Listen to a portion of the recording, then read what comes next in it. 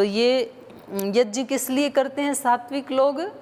यष्टव्यम इति एव इति मन समाधायः, मन में ऐसा समाधान करके, ऐसा मन में विचार करके, ऐसा बिठा करके कि मुझे यज्ञ करना ही चाहिए, मैं अपना फर्ज निभा रहा हूँ, ऐसा करके जो यजन करते हैं वो यज्ञ कैसा होता है? सात्विक। आपको भगवान ने एक अध्यापक बनाया है या अध्यापिका बनाया है और आप बच्चों को पढ़ा रहे हैं, तो आपको क्या सोचना चाहिए? आप क्यों पढ़ा रहे हैं?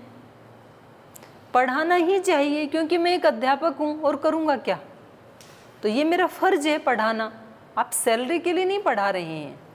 सैलरी तो इसलिए दी जाती है कि भाई आप जब इनको पढ़ा रहे हैं तो आपका घर परिवार, जो आपके आश्रित लोग हैं, उनका खर्चा कैसे चलेगा?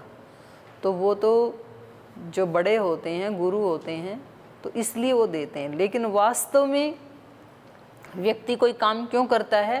क्योंकि उसके अंदर उसका बीज है वो काम करने का। अगर कोई किसी चित्रकार को कहे कि भाई तुम ये जो पेंटिंग बनाते हो ये 50,000 रुपये की पेंटिंग है, चलो मैं आपको 1,00,000 रुपये देता हूँ, लेकिन आपको आगे से कोई पेंटिंग नहीं करनी है, वो व्यक्ति ले लेगा 1,00,000 रुपये। पेंटिंग नहीं करनी है कभी भी। अणिमा जी को बोलते हैं कि देखो आपको कभी भी ये बजाना नहीं है और गाना भी नहीं है, आपको जितनी सैलरी मिलती है उससे आप 5 गुना ज़्यादा ले लो। तो हो सकता है एक क्षण के लिए आपके मन में विचार है कि चलो नहीं गाएंगे, बढ़िया छुट्टी हो जाएगी, रोज़ाना गाना पड़ता है, लेकिन 1 महीने के बाद आपकी हालत कैसी हो जाएगी? आप कहोगे जी अपने पास रखो, लेकिन देखो हमारे से ये मत छुड़वाओ। अगर सचमुच आपकी वो अंदर है तो वो भी, तो जिस व्यक्ति के अंदर जो बीज होता है ना, तो वो उस काम को इसलिए करता है क्योंकि वो उसको किए बिना रह नहीं सकता है। एक माँ अपने बच्चे को दूध क्यों पिलाती है? क्योंकि यदि माँ दूध नहीं पिलाएगी तो माँ परेशान हो जाएगी, इसलिए पिलाती है वो। अगर बच्चा 1-2 दिन दूध ना पिए ना तो माँ परेशान हो जाती है। तो हमें पाठ अच्छे से क्यों पढ़ाना चाहिए? क्योंकि ये हमारा कर्तव्य है। माँ को दूध क्यों पिलाना चाहिए? ये उसका कर्तव्य है। सिक्योरिटी वालों को रात में क्यों जगना चाहिए? क्योंकि वो हमारा कर्तव्य है, हमें चुना गया है उस काम के लिए। सफाई वालों को सफाई क्यों करनी चाहिए? वो हमारा कर्तव्य है। ऐसा समझ करके जब व्यक्ति करता है तो वही काम यज्ञ हो जाता है और वही काम सात्विक यज्ञ हो जाता है। ठीक है, तो हमें कैसा यज्ञ करना चाहिए? सात्विक। अब राजसिक सुन लीजिए। अभिसंधाय तु फलम दंभार्थम अपि च एव यत् इज्जते भरत श्रेष्ठ तम यज्ञम विद्धि राजसम। फलम तु अभिसंधाय, फल की आकांक्षा करके मैं यज्ञ कर रहा हूँ, मुझे ये फल मिले। हम ये मंत्र बोल रहे हैं, वर्षेष्टि के वर्षा होनी चाहिए। हम इन मंत्रों से, इस सामग्री से यज्ञ कर रहे हैं शत्रु का नाश करने के लिए, शत्रु का नाश हो जाना चाहिए। रावण यज्ञ करता था, मेघनाथ भी यज्ञ करता था, गुफा में जाके कर रहा था। किस लिए कर रहा था? लक्ष्मण को मार सकूं। तो ये कोई फल लेकर के मंदिर में जाते हैं, भगवान जी 11 रुपए का प्रसाद चढ़ा दिया है और बच्चे की नौकरी कितने की लगनी चाहिए? 11,000 की। मतलब बिजनेस भी कर रहे हैं, तो वो बिजनेस भी करनी नहीं आती है। ऐसे कोई बिजनेस होती है कि भाई आप 11 रुपए ले लो और 11,000 का हमारा काम कर दो? मतलब भगवान जी को इतना भोला समझ रखा है। अच्छा, कुछ लोग तो, ये भी सच्ची घटना है, ये भी नारनौल की घटना है।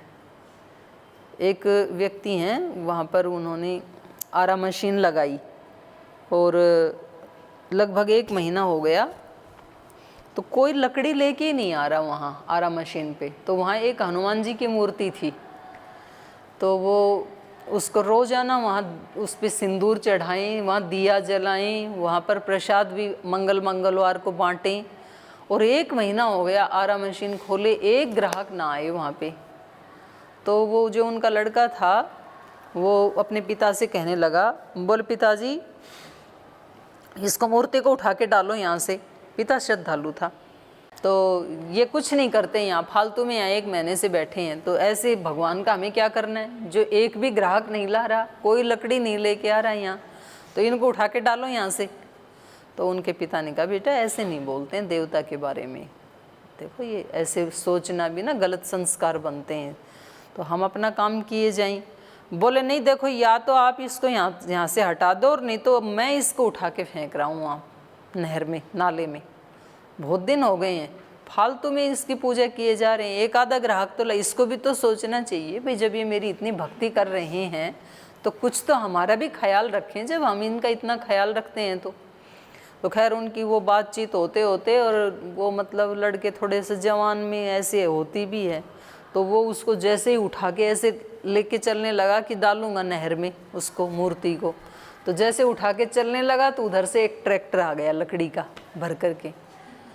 तो फिर उसके पिता ने कहा अरे क्या कर रहा है? वो देखो लकड़ियाँ आ गई, इसको रख दो। तो उसके पिता ने कहा कि देखो मैंने कहा था ना, ऐसे देवता के ऊपर अश्रद्धा नहीं करनी चाहिए, ऐसे अपमान नहीं करते हैं देवताओं का। बोले मैंने भी कहा था ना, ये कलयुग आ गया, देवता भी आजकल धमकाए बगैर काम नहीं करते ये भी बिना धमकाए काम नहीं करते हैं तो अगर इसको मैं पहले उठा लेता तो तुरंत लाता ना, या जैसे ही मैंने उठाया तो मतलब लोग भगवान के साथ भी ऐसा बिहेव करते हैं पूजा भी करते हैं तो किस लिए करते हैं? हमारा काम बने, मतलब ये भी बिजनेस। यज्ञ भी करते हैं तो किस लिए करते हैं? इस फल की पूर्ति हो। तो उस समय भी होता था ऐसा, आज भी होता है। वैसे मंदिर में भी जाते हैं। मैंने सुना वो जो एक मंदिर है ना दक्षिण में, तिरुपति मंदिर, हाँ, तो वहाँ तो उनको भगवान जी को ही पार्टनर बना लेते हैं कि इतनी कमाई होगी, इतना प्रतिशत आपका, इतना प्रतिशत हमारा। और कहते हैं कि वो फिर देना पड़ता है उनको। अगर वहाँ ऐसे 50-50% किया और फिर यदि नहीं चढ़ाया तो कहते हैं वो सारे गायब हो जाते हैं पैसे। ऐसे मैंने सुना, मुझे नहीं पता कितना है। तो ऐसे हैं, नहीं, वो अगर कोई ना चढ़ाए, मतलब बोल के तो आ गया कि इतना प्रॉफिट होगा तो 50% आपका, 50 हमारा, और फिर मन में पाप आ गया कि उधर भगवान जी को क्या पता लगता है, 20 दे देते हैं। तो वो कहते हैं कि उसके वो 100% गायब हो जाते हैं, फिर तो वहाँ देना पड़ता है। तो भगवान के साथ भी बिजनेस पार्टनर चलती है, बताओ। तो इस यज्ञ को कहा इन्होंने राजसिक।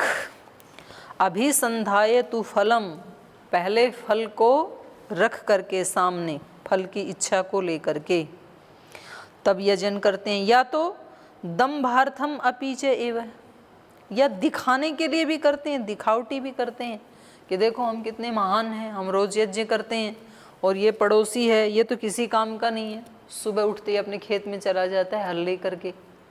हम देखो कितने महान हैं, रोजाना 1 घंटा बैठते हैं ध्यान में, और इनको देखो सुबह उठ के अपनी झाड़ू लगाने लग जाते हैं। तो ये क्या है? जो आप काम कर रहे हो किसके लिए कर रहे हैं? दंभ के लिए। दंभ मतलब दिखावा।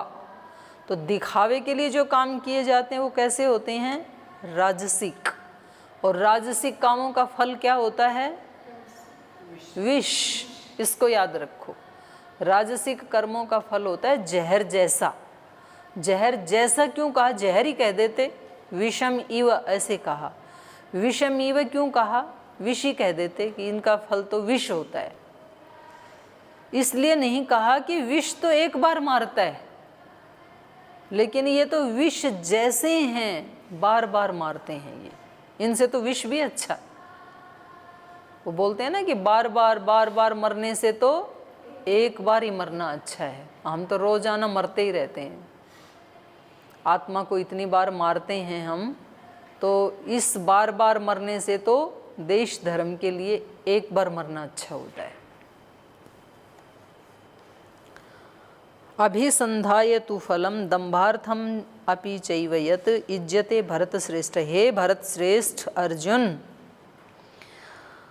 तम यज्ञम राजसम विद्धि, ऐसे यज्ञ को राजसिक मानना चाहिए जो दंभार्थम इज्जते, या तो फलम अभिसंधाय इज्जते, या तो फल को सामने रख करके कोई काम करते हैं देखो, फल हमारे हाथ में नहीं होता है, फल जो भी आएगा वो भगवान के विधान से आएगा। और उस फल के पीछे केवल आज का ही कर्म नहीं है, पीछे वाला भी है। तो पीछे का आज का सब उसमें ऐड करके तब आपको मिलेगा, जो मिलना है वो मिलेगा। तो इसलिए आप उसकी चिंता में अपना समय और शक्ति ज़्यादा खर्च मत करो। आप अपने काम को अच्छे से कर लो, ये अपना फर्ज है। बाकी का उसके ऊपर छोड़ दो, वो अच्छे से अच्छा ही करेगा।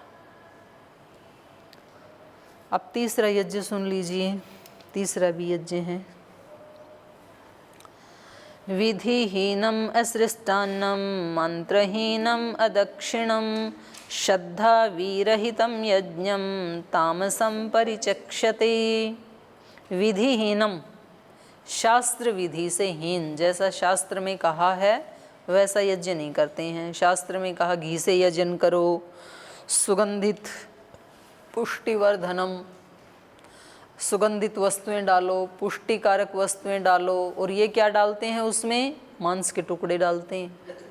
ये उसमें क्या डालते हैं? वो शराब डालते हैं, ऐसे ऐसे मतलब खराब खराब चीज़ें डालते हैं। तो ये कैसा यज्ञ है? विधिहीनम असृष्टान्नम, अन्न के दान से रहित। उसमें अन्न का दान नहीं दिया जाता है। इसका मतलब अन्न का दान जरूर देना चाहिए यज्ञ में। तो ये अन्नदानम, विधिहीनम असृष्टान्नम, मंत्रहीनम, मंत्र से रहित। मंत्र से रहित यज्ञ कैसे होगा? मंत्र तो बोलते ही हैं हम। मंत्र से रहित का मतलब है मंत्र बोलते हुए भी आपका ध्यान कहीं और है। जो मंत्र में लिखा है वैसा मनन नहीं कर रहे हैं। मंत्र कस्मात्, मंत्र को मंत्र क्यों बोलते हैं? मंत्र मननात्, वैसा मनन किया जाए। अगर वैसा मनन नहीं करते हैं तो फिर वो फिर मंत्रहीन यज्ञ हो जाएगा। बोल तो रहे हैं वाणी से, लेकिन उसमें योग दर्शन में भी कहा तत् जपस तदर्थ भावनम, जो बोल रहे हैं वैसी भावना भी करनी चाहिए। मतलब आप किसी को दान दे रहे हैं, दे तो दान रहे हैं, लेकिन वो दान अगर मैं आपको लाऊं कोई गिफ्ट और मैं कहूं कि ये लो गिफ्ट, तो कैसा लगेगा आपको लेते समय? बोल जा अपने पास रखो, ऐसे नहीं लेना है हमें। और यदि मैं कहूं कि ये आपके लिए लाए हैं हम, तो फिर कितना अच्छा लगता है। तो ये मंत्रहीन कब बन जाएगा? जब मंत्र बोलते हुए भी मंत्र की भावना नहीं होगी। मंत्र मननात्, वैसा मनन नहीं होगा, क्योंकि मंत्र अपने आप में एक शक्ति है। एक बार बोलेंगे तो उस मंत्र की एक इकाई बन गई, 2 बार वैसा मनन करेंगे तो डबल शक्ति हो गई, 3 बार मनन करेंगे तो ट्रिपल हो गई, 4 बार करेंगे तो 4 टाइम हो गई। ऐसे उसको करते जाओ 1000 बार, लाख बार, करोड़ बार करेंगे तो वो शक्ति की परत बनती चली जाती है। और फिर वो जो मंत्र है वो एक आकार ले लेता है, एक मूर्ति बन जाती है। जैसे हमारा ये शरीर है, ये मूर्ति कैसे बनी? परमाणुओं की लेयर चढ़ाते गए, जो वो था रजवीर्य था, एक अणु था, फिर उसकी लेयर बनती गई, परमाणुओं का संघात होते फिर एक शेप ले ली शरीर ने। तो ऐसे ही मंत्र में भी एक शक्ति होती है, एक ऊर्जा होती है, और वो ऊर्जा इकट्ठा होते वो शेप लेते एक मूर्ति बन जाती है। तो जो मंत्र पाठ करते हैं तो वो जो योग दर्शन में है ना, स्वाध्यायात इष्ट देवता संप्रयोग, स्वाध्याय करने से अपना जो वो इष्ट देव है जिसका स्वाध्याय कर रहे हैं। स्वाध्याय क्या है? तो वो व्यास भाष्य में बताया, गायत्री आदि मंत्रों का जाप या ओंकार आदि मंत्रों का जाप या मोक्ष प्रदान करने वाले शास्त्रों का अध्ययन, उसको स्वाध्याय कहते हैं। तो जैसे ही हम ये मंत्र पाठ करते हैं, जैसे मानो हम गायत्री मंत्र का पाठ करते हैं, जाप करते हैं, तो हमने 1.25 लाख बार, 1 करोड़ बार, 10,000 बार, 5,000, जितनी बार उस मंत्र का जाप किया बोल करके, तो वो इतनी शक्ति बन गई हमारे पास। और जब आप बोलते गए तो वो ही शक्ति फिर एक आकृति बन जाती है। तब आप बोलते हो मुझे तो गायत्री माता का दर्शन हो गया। उन्होंने मेरे को आशीर्वाद दिया। यही देवता, और फिर हम उन दैवी शक्तियों से फिर हम दूसरों के उपकार का, सृष्टि की भलाई का काम करवाते हैं। हम कहते हैं कि भगवान जी मेरा ये संकल्प है, मैं सबको सुख दूं, तो फिर उसके माध्यम से ऐसे विराट कार्य होते हैं, जैसे श्रद्धेय स्वामी जी महाराज कर रहे हैं, ऐसे और भी संत कर रहे हैं देश में, सदा करते आए हैं। हमारा तो ऋषियों का देश है, हमारे पास तो संपत्ति यही थी सबसे बड़ी वाली, और ये संपत्ति जिसके पास है उसके पास दूसरी संपत्तियां तो खुद दौड़ करके आती हैं, उसको नहीं जाना पड़ता है उधर। जिसके पास नारायण है, लक्ष्मी तो खुद आती है वहाँ, क्योंकि वो उनकी अर्धांगिनी है, वो तो नारायण से दूर कैसे रह सकती है। तो हमारे देश में तो नारायण के पुजारी थे, हम अध्यात्म के पुजारी थे, और उसके बाद ऐश्वर्य की कमी कभी रह ही नहीं सकती है। जो वास्तव में जो व्यक्ति आध्यात्मिक है, तपस्वी है और बिल्कुल सच्चा है, ब्रह्मचारी है, तपोनिष्ठ पवित्र जिसका जीवन है, उसके पास कभी अभाव हो ही नहीं सकता है, क्योंकि वो इतना पुरुषार्थ कर रहा है उसमें। अध्यात्म की शक्तियाँ कोई ऐसे ही अर्जित थोड़ी की जाती हैं। आप बैठ के देखो एक दिन आधा घंटा, आधे घंटे में कितनी बार पैर बदलोगे आप, तो ऐसे थोड़ी बैठा जाता है। वो जो 5-5 घंटे बैठते हैं तो ये कोई कम पुरुषार्थ थोड़ी ही है।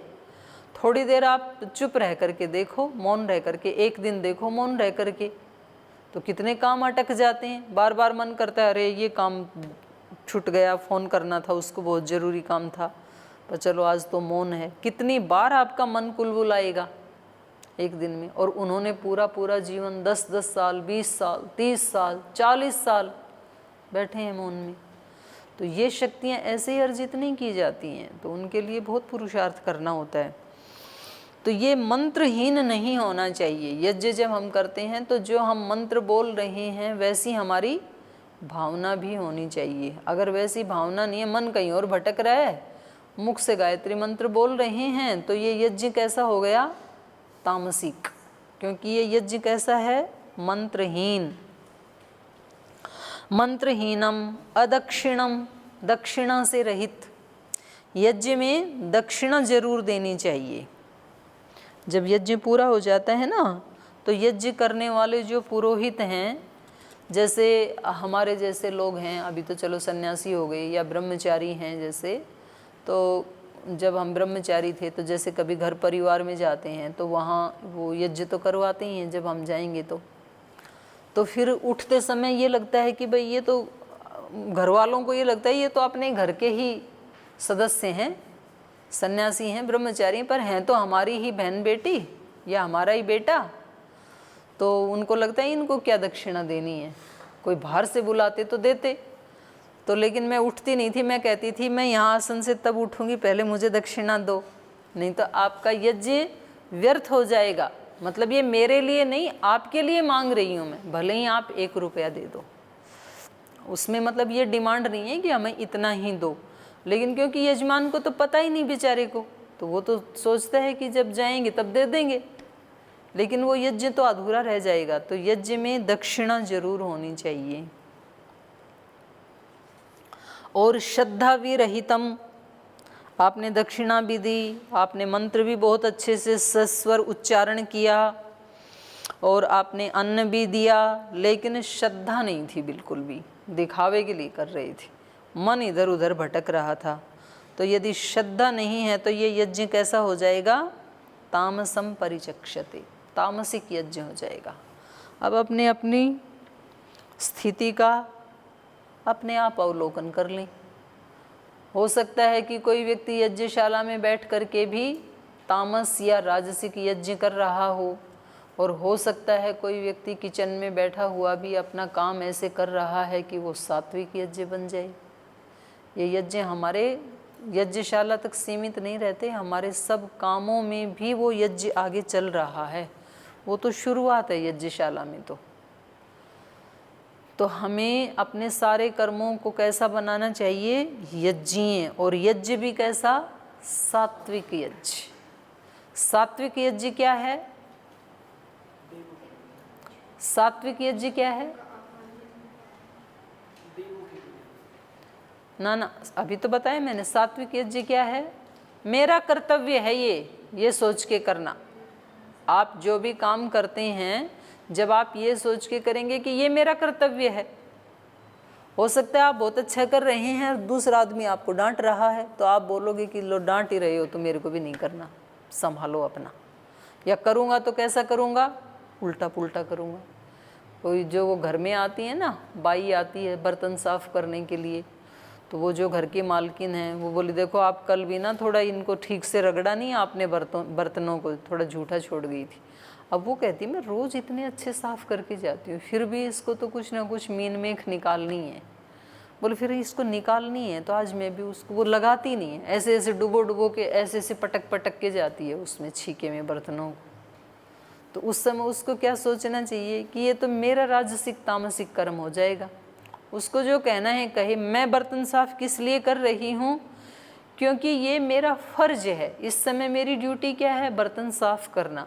तो मेरी ये जो ड्यूटी, इसको मैं कैसा बनाऊँ, सात्विक बनाऊँ, मेरा सात्विक कर्म बने ये, क्योंकि ये मेरे खाते में लिखा जाना है, उसके खाते में नहीं लिखा जाना, उसके अकाउंट में नहीं जाएगा, ये मेरे में जाएगा। तो हमें दूसरे हमारे को उस काम के लिए अच्छा अप्रूवल ना भी दें, हमारी प्रशंसा ना भी करें और उल्टा उसमें मीन मेख भी निकालें, तो भी हमें वो काम अच्छे से अच्छा क्यों करना चाहिए, क्योंकि वो मेरा कर्तव्य है और मुझे अपने कर्तव्य से पीछे नहीं हटना है, मुझे तो अपना फ़र्ज़ निभाना है। ये मेरी प्रतिज्ञा है भगवान के सामने। मैंने सुबह सुबह भगवान के सामने ये वचन दिया था, प्रतिज्ञा की थी कि आज दिन भर मैं अपने काम कैसे करूँगा, कर्तव्य भाव से। जो मेरा कर्तव्य है, तो वो प्रार्थना तो गाते हैं, जो अपना कर्तव्य उसी पर न्योछावर हो जाना। ऐ मनुष्य तेरे जीवन का कुछ भी नहीं ठिकाना। क्या पता ये जीवन आज है, कल रहे ना रहे। तो ये आध्यात्मिक लोग भी गाते हैं इस प्रार्थना को, भोगी लोग भी गाते हैं। जीवन का हर पल ऐसे जीवो, हो सकता है फिर ये पल हो ना हो, ऐसे कोई एक गीत है। पता नहीं कल फिर ये दिन हो या ना हो, लेकिन हम ऐसे गाते तो हैं लेकिन वैसा जीते नहीं हैं, उस आनंद में जीते नहीं हैं। और कुछ ऐसे लोग हैं कि उनको ये गीत भजन कुछ नहीं आते हैं, लेकिन जीते आनंद में हैं, कोई टेंशन नहीं, और अपना काम बढ़िया करते हैं। टेंशन में न रहने का ये अभिप्राय भी नहीं है कि भाई बिगड़े या कुछ भी हो, अपने को तो मस्त रहे, ये तामसिकता है, ये सात्विकता नहीं है। भाई ठीक है, अपने से जितना होगा कर दिया, बाकी कह देंगे नहीं हुआ। कोई ऐसे मरना थोड़े ना मान रखा है हमने, मरना थोड़े ही है, रोज का काम है ये अपना, नहीं हुआ, ये फिर तामसिकता है। लेकिन मेरा काम मेरे को बिल्कुल बढ़िया करना है, उसके बाद जिसको जो कहना है कहता रहे, जिसको चुगली करनी चुगली करते रहें, निंदा करनी हो निंदा करते रहें, जिनको आरोप लगाने वो आरोप लगाते हैं, वो उनका काम है, अपना नहीं है। उस काम के लिए उनको छोड़ दिया हमने, मतलब उनकी ड्यूटी है ये। कुछ लोगों को भगवान इसके लिए भी ड्यूटी देते हैं कि आपकी ड्यूटी किसके लिए है। मंथरा की ड्यूटी किसके लिए थी, चुगली लगाने की थी उसके, तो वो अपना काम बहुत बढ़िया कर रही है, इतने परफेक्शन से किया उसने अपना काम कि पूरा रिजल्ट मिला उसको। उसका काम था कि राम को वनवास भेजे, इनको निकालो यहाँ से, तो उसने तो बिल्कुल परफेक्ट किया अपना काम। लेकिन राम को अपना कर्तव्य निभाना था, नहीं तो वो उसकी पिटाई करके उसको जेल में भी तो बंद कर सकते थे। नहीं भाई, वो अपना काम इतनी बखूबी से निभा रही है, तो मैं भी अपना कर्तव्य उतनी बखूबी से निभाऊं। मैं उससे पीछे क्यों रहूं? क्या मैं मंथरा से भी गया बीता हूं? जब मंथरा अपनी ड्यूटी को इतनी बढ़िया कर सकती है, तो राम को अपनी ड्यूटी अच्छे से क्यों नहीं करनी चाहिए? सीता को क्यों नहीं करनी चाहिए? तो जब हमारी कोई इस तरह से इधर उधर टांग खिंचाई करने लगे, तो हमें सोचना चाहिए कि भाई भगवान ने उनको शायद हो सकता है उसके लिए नियुक्त किया हो, तो वो अपनी ड्यूटी कर रही हैं। लेकिन मेरे को जिसके लिए नियुक्त किया है, मुझे उससे नीचे नहीं आना है, मैं अपना काम करूं। क्या मैं इससे भी गया बीता हूं? एक व्यक्ति आपको रुलाना चाहता है, एक व्यक्ति आपको तंग करना चाहता है, तो वो तो अपनी ड्यूटी बड़े अच्छे से कर रहा है। वो रुलाना चाहता है और वो रुला देता है 2 मिनट में। आपको परेशान करना चाहता है, वो परेशान कर देता है, तो वो तो अपनी ड्यूटी बहुत अच्छे से कर रहा है। और आप अपने आप को अच्छा मानते हुए भी आप ये मानते हो कि मैं तो बहुत अच्छा हूँ, और आप परेशान हो जाते हो, तो इसका मतलब आप अपनी ड्यूटी ठीक से नहीं कर रहे हैं। आपकी ड्यूटी क्या थी? उसके परेशान करने से परेशान नहीं होना, ये ड्यूटी थी आपकी। उसने तो अपनी ड्यूटी ठीक की, लेकिन आपने अपनी ड्यूटी ठीक नहीं की, तो फिर ये राजस तामस कर्म हो जाएगा। तो ये तीनों प्रकार के यज्ञ इन्होंने बता दिए, सात्विक, राजसिक, तामसिक। तो हमें काम कैसा करना है? सात्विक। यज्ञ कैसा करना है? सात्विक। श्रद्धा कैसी रखनी है? सात्विक। आहार कैसा चुनना है? सात्विक। अब आगे ये बता रहे हैं, ये बड़ा बढ़िया है, तप। पीछे तप बताया था ना 3 प्रकार का, नहीं 3 प्रकार का नहीं, निंदा की थी तप की, कि जो लोग भूखे रह कर के इंद्रियों को सताते रहते हैं, मतलब पेट में खाने की इच्छा है फिर भी खाते नहीं हैं, तो एक तरह से वो किसको कष्ट देते हैं? इंद्रियों को भी कष्ट देते हैं, शरीर को भी कष्ट देते हैं, शरीर के अंदर रहने वाले आत्मा को भी कष्ट देते हैं, और उस आत्मा के पास रहने वाले मुझ परमात्मा को भी कष्ट देते हैं। तो तीनों को ही कष्ट देते हैं वो, तो वो ठीक तप नहीं है। जो विधिहीन तप है, विधि माने शास्त्र में जिसका विधान नहीं है, ऐसा तप नहीं करना चाहिए। तो शास्त्र में क्या विधान है फिर?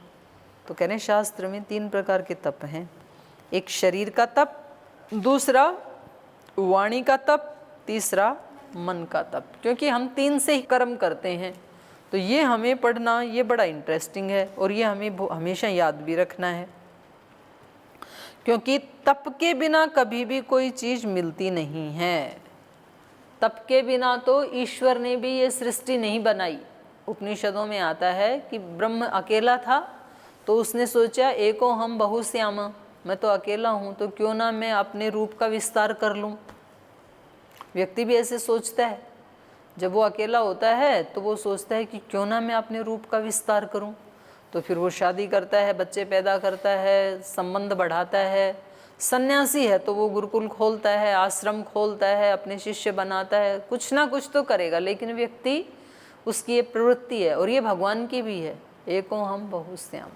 लेकिन उसने कैसे किया? सतपो तप्यता, उसने तप किया, और तप के बाद फिर ये सारी सृष्टि रची। हमें जीवन में जो कुछ भी उपलब्ध होता है, चाहे आज हमारे पास डिग्री है, डिप्लोमा है, सैलरी है, भोजन है, बल है, तो उसके लिए हमें क्या करना पड़ता है? तप करना पड़ता है। बिना तप के कुछ भी नहीं मिलता है इस संसार में। तो हमें तपस्वी होना है, और जो जितना तप करेगा उसको उतना मिलेगा।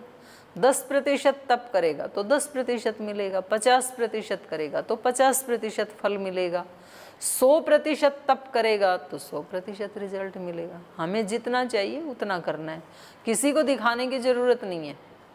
आप कितने भी एकांत में, जंगल में, कमरे में बैठ के जो भी कर रहे हैं, भजन करे पाताल में, प्रकट हो आकाश, दाबी दूबी ना दबे कस्तूरी की बास। आप पाताल में छिप के भी भजन करते हो तो उसकी आवाज़ कहाँ आती है? आकाश में, माने ऊपर आती है। अगर आप कस्तूरी को कहीं दबा दो और कहो कि बिल्कुल तेरी सुगंध बाहर नहीं आनी चाहिए, तो वो दब जाएगी क्या? बाहर आएगी वो। तो जो भी हम कर्म करते हैं उसकी सुगंध या दुर्गंध, उसको दबाया नहीं जा सकता है। तो हमें ये नहीं देखना है कि कोई देखे तो अच्छे से कर लेंगे और कोई नहीं देखे तो ऐसे ही मार देते, कौन देख रहा है, ऐसे भाव से नहीं करना है हमें। तो ये 3 प्रकार का जो तप है, शरीर का, वाणी का और मन का, इसकी हम कल चर्चा करेंगे। आज के पाठ को यहीं विराम देते हैं।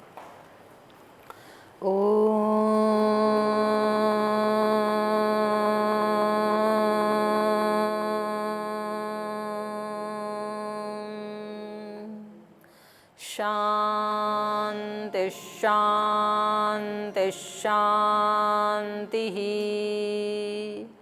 श्री गुरुभ्यो नमः।